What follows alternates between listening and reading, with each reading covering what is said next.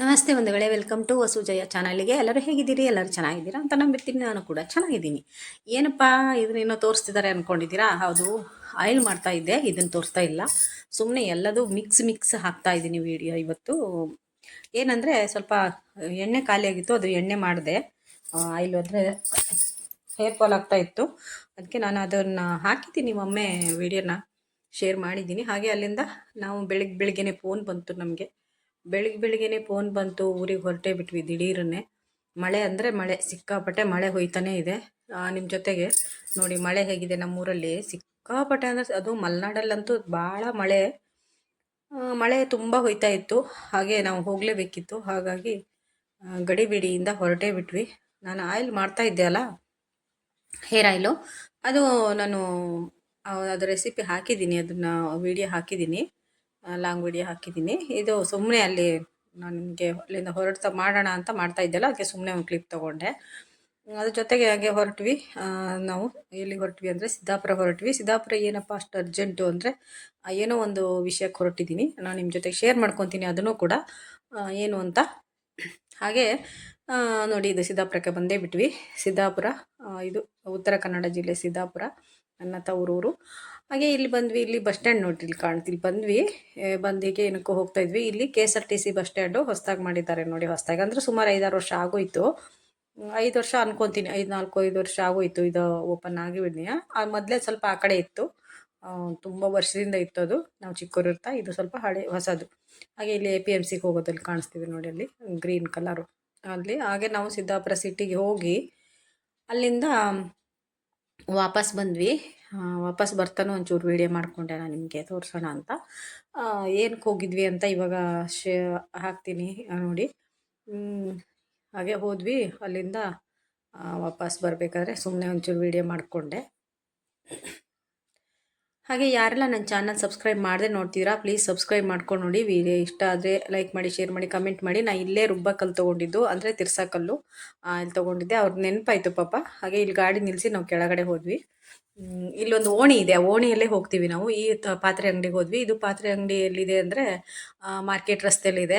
ಇಲ್ಲಿ ಹೋಲ್ಸೇಲ್ ರೇಟಲ್ಲಿ ಪಾತ್ರೆಗಳನ್ನ ಕೊಡ್ತಾರೆ. ಮತ್ತು ಹಳೆ ಪಾತ್ರೆಗಳೇನಾದ್ರು ಇದ್ದರೆ, ನಮ್ಮದು ಹಳೆ ಪಾತ್ರೆಗಳನ್ನ ಒಳ್ಳೆ ರೇಟಿಗೆ ತೊಗೊಳ್ತಾರೆ. ಸೀದೋಗಿದ್ದು ಏನೇ ಇದ್ದರೂ, ಸೀದೋಗಿದ್ರು ಹತ್ತೋಗಿದ್ರು ಒಂದು ಎಲ್ಲದೂ ತೊಗೊತಾರೆ. ತವಾ ಇರ್ಬೋದು, ಫ್ಯಾನ್ ಇರ್ಬೋದು, ಎಲ್ಲದೂ ಕೂಡ ಸ್ಟೀಲು, ಹಿತ್ತಾಳೆ, ತಾಮ್ರ ಎಲ್ಲ ತೊಗೊತಾರೆ. ಹಾಗೆ ಅದನ್ನು ಅದು ಒಳ್ಳೆ ರೇಟಿಗೆ ತೊಗೊಂಡು ನಮಗೆ ಕೊಡ್ತಾರೆ, ಒಳ್ಳೆಯದು. ಹಾಗೆ ಅದು ಪಾತ್ರೆನೇ ತೊಗೋಬೇಕು, ದುಡ್ಡು ಕೊಡೋದಿಲ್ಲ. ಮತ್ತು ಚೆನ್ನಾಗಿರುತ್ತೆ ಮಾತ್ರ. ಇದು ಸಾಗರ ಮೆಟೀರಿಯಲ್ ನೋಡಿ, ಇಲ್ಲಿದೆ. ಇಷ್ಟು ಜನ ತೊಗೊತಾ ಇದ್ರು. ಹಾಗೆ ನಾನು ತೊಗೊಂಡೆ. ಏನು ತೊಗೊಂಡೆ ಅಂತ ಮನೆಗೆ ಬಂದಮೇಲೆ ತೋರಿಸ್ತೀನಿ. ಇವರು ಓನರು ತುಂಬ ಚೆನ್ನಾಗಿ ಟ್ರೀಟ್ ಮಾಡ್ತಾರೆ. ಹಾಗೆ ನಾನು ಏನಕ್ಕೆ ಹೋಗಿದ್ದೆ ಅಂದರೆ ಇದಕ್ಕೆ ಹೋಗಿದ್ದೆ ನೋಡಿ. ಇದೇನಂದರೆ ಇದೇನು ಅಂತ ತೋರಿಸ್ತೀನಿ ನೋಡಿ. ಇದಕ್ಕೆ ಓಡೋಡಿ ಹೋಗಿದ್ದು ಅಂದರೆ, ಇಷ್ಟು ದುಡ್ಡು ಖರ್ಚು ಮಾಡ್ಕೊಂಡು, ಅಂದರೆ ಪೆಟ್ರೋಲ್ ಹಾಕ್ಕೊಳಕ್ಕೆ ಹೋಗಬೇಕು ಅಂದರೆ, ಪೆಟ್ರೋಲಿಗೆ ಬೇಕು ಅಂದರೆ ಒಂದು 2,000 1,500 ಬೇಕು. ಆದ್ರೂ 1,500 ರೂಪಾಯಿ ಖರ್ಚು ಮಾಡಿ ನಾವು ಒಂದು ಅರ್ಧ KG ಮಶ್ರೂಮ್ ತರಲಿಕ್ಕೆ ಹೋದ್ವಿ. ಈ ಮಶ್ರೂಮ್ ಏನು ಅಂದರೆ ಸ್ಪೆಷಲ್ ಅಂದರೆ ಕಾಡಿನ ಮಶ್ರೂಮ್, ಅಂದರೆ ಕಾಡಿನ ಅಣಬೆ, ಹೆಗ್ಗಾಲ್ ಅಣಬೆ, ಹುತ್ತದ ಅಣಬೆ ಅಂತೆಲ್ಲ ಹೆಸರು ಅದಕ್ಕೆ. ಅಣಬೆ ತರಲಿಕ್ಕೆ, ಅಂದರೆ ಮಶ್ರೂಮ್ ತರಲಿಕ್ಕೆ ಹೋದ್ವಿ. ಅಂದರೆ ನನ್ನ ತಂಗಿ ಕೊಟ್ಟು ಕಳಿಸಿದ್ಲು. ನನ್ನ ತಂಗಿ ಮನೆಗೆ ಹೋಗಿ ತಗೊಬಂದಿರೋದು. ತಗೊಬಂದು ನೋಡಿ, ವಾಶ್ ಮಾಡಿ ಕೊಟ್ಟಿದ್ದಾರೆ ಅವರು. ಅಂದರೆ ಮಣ್ಣೆಲ್ಲ ಇರುತ್ತೆ ಅದರಲ್ಲಿ, ಆ ಮಣ್ಣೆಲ್ಲ ಕ್ಲೀನ್ ಮಾಡಿ ಕೊಟ್ಟಿದ್ದಾಳೆ ನನ್ನ ತಂಗಿ. ಅದು ಮತ್ತೊಂದು ಸಲ ತೊಳ್ಕೊಂಡು ನಾನು ಹಾಗೆ ಸಾರು ಮಾಡ್ತೀನಿ. ಅದನ್ನು ನಾನು ನಿಮ್ಗೆ ತೋರಿಸಲ್ಲ, ರೆಸಿಪಿ ಹೇಗಿದ್ರೂ ಹಾಕಿದ್ದೀನಲ್ವ. ಹಾಗಾಗಿ ಈಗ ನಾನೇನು ತೊಗೊಂಡೆ ಅದ್ರ ಬಗ್ಗೆ ಹಾಕ್ತೀನಿ. ನಾನು ಮೀಶೋದಲ್ಲಿ ಏನು ತೊಗೊಂಡೆ ನೋಡಿ, ಮೀಶೋದಲ್ಲಿ ಒಳ್ಳೆ ಆಫರ್ ಇದೆ, ಅದನ್ನು ಶೇರ್ ಮಾಡೋಣ ನಿಮ್ಮ ಜೊತೆಗೆ ಅಂತ. ನೋಡಿ ಅಣಬೆ ಹೇಗಿದೆ, ಮಗ್ಗು ಥರ ದೊಡ್ಡಕ್ಕಿರುತ್ತೆ ಇದು. ಈ ಥರ ಅರಳಿದ ಮೇಲೆ ಹುಳ ಆಗುತ್ತೆ, ಹುಳ ಆಗೋ ಚಾನ್ಸಸ್ ಇರುತ್ತೆ, ನೋಡ್ಕೋಬೇಕು. ಸ್ವಲ್ಪ ಕೊಟ್ಟೆ ಮಗ್ಗಿರುತ್ತಲ್ಲ ನೋಡಿ, ಈ ಥರ ಇರುತ್ತಲ್ಲ, ಇದು ಚೆನ್ನಾಗಿರುತ್ತೆ. ಅದೆಲ್ಲ ಕ್ಲೀನ್ ಮಾಡಿ ಕೊಟ್ಟಿದ್ದಾಳೆ ನನ್ನ ತಂಗಿ. ಸುಮಾರಿತ್ತು, ನೋಡ್ಲಿಕ್ಕೆ ಸ್ವಲ್ಪ ಕಾಣಿಸುತ್ತೆ, ಆದರೆ ಸುಮಾರಿತ್ತು, ದೊಡ್ಡದು ಚೆನ್ನಾಗಿತ್ತು. ಸಾಂಬಾರು ಮಾಡಿ ತಿಂದು ತೇಗಿ ಆದಮೇಲೆ ನಿಮಗೆ ವಿಡಿಯೋ ಬರ್ತಾ ಇದೆ. ಅಂದರೆ ಇದು ಗುರುವಾರದ ವಿಡಿಯೋ, ಗುರುವಾರ ಮಾಡಿದ ವಿಡಿಯೋ. ಅಂದರೆ ಗುರುವಾರ ನೆನ್ನೆ ಮಾಡಿದ ವಿಡಿಯೋ ಇವತ್ತು ಶೇರ್ ಮಾಡ್ತೀನಿ. ಹೇಗಿದೆ ಅಲ್ವಾ, ಎಷ್ಟು ಚೆನ್ನಾಗಿದೆ ಅಲ್ವಾ. ಅಣಬೆಗಳು ನಾವು ಚಿಕ್ಕವರು ಇರ್ತಾ ಕಾಡಿಗೆ ಹೋಗಿ ಕಿತ್ಕೊತಿದ್ವಿ. ಇದು ನೋಡಿ ಮೀಶೋದಲ್ಲಿ ನಾನು ಏನು ತರಿಸಿದೆ ಅಂದರೆ ಪರ್ಸ್ಗಳನ್ನು ತರಿಸಿದೆ. ಸ್ನೇಹಿತರೆ, ಏನು ಗೊತ್ತಾ, ನಾವು ಒಂದು ಅರಿಶಿನ ಕುಂಕುಮಕ್ಕೆ ಒಂದು ಬ್ಲೌಸ್ ಪೀಸ್ ಕೊಡ್ತೀವಿ ಅಂದರೆ ಒಂದು 30-40 ರೂಪಾಯಿನೇ ಇದೆ. ಅದನ್ನು ಕೂಡ ಯಾರೂ ಹೊಲಿಸ್ಕೊಂಡು ಹಾಕ್ಕೊಳ್ಳೋದಿಲ್ಲ, ಎಲ್ಲ ಬಿಸಾಡ್ತಾರೆ. ಕಡಿಮೆ ರೇಟ್ ಅಂದ್ರೆ ಒಂದು 50 ರೂಪಾಯಿದಂತೂ ಇರುತ್ತೆ. ಇದು 22-23 ರೂಪಾಯಿ ಬೀಳುತ್ತೆ. 23 ರೂಪಾಯಿ ಬೀಳುತ್ತೆ ಇದು ಪರ್ಸು. ಹಾಗೆ ತುಂಬ ಒಳ್ಳೆ ಕ್ವಾಲಿಟಿ ಇದೆ, ಚೆನ್ನಾಗಿದೆ. 23 ರೂಪಾಯಿ ಆರಾಮಾಗಿ ತರಿಸ್ಕೋಬೋದು. ನಾನು 488 ಕೊಟ್ಟು ತರಿಸಿದ್ದೆ. ಅದರಲ್ಲಿ 24 ಪೀಸ್ ಸಿಕ್ಕಿದೆ.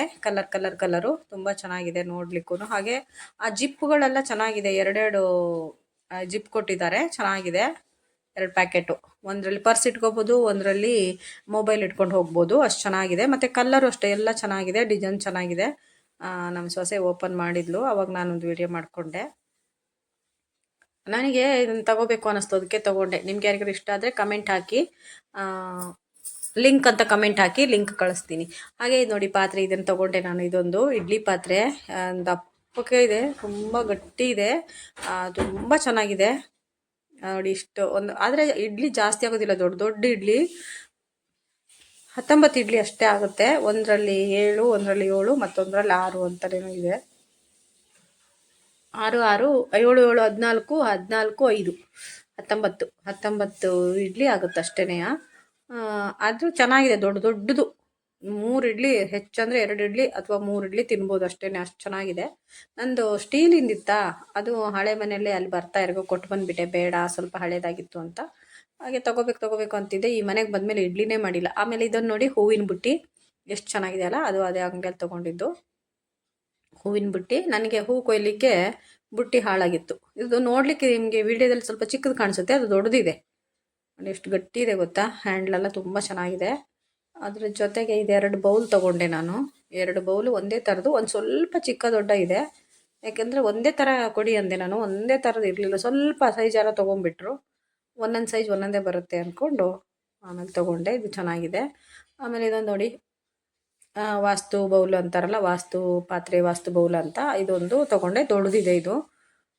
ನನಗೆ ಗೃಹಪ್ರವೇಶದಲ್ಲಿ ಯಾರು ಕೊಡ್ತಾರೇನೋ ಗಿಫ್ಟು ಅಂತ ಕಾಯ್ತಾ ಇದ್ದೆ. ಕೊಟ್ಟೇ ಇಲ್ಲ ಫ್ರೆಂಡ್ಸ್. Bye friends.